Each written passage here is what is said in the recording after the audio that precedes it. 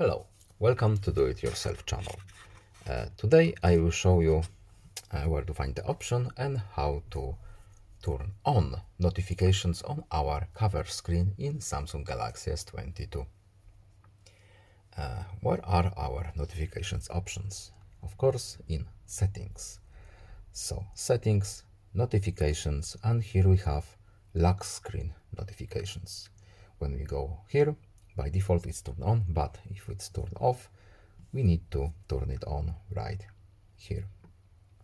And now we have a little pop-up right here. So turn on notifications. Also show notifications on cover. We can choose not to show it, but if you want our notifications to be visible on our cover screen, we need to choose this one option.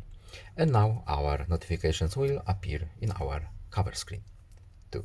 I hope this video was helpful to you. Please leave a like and subscribe. Have a nice day and see you in the next video. Goodbye.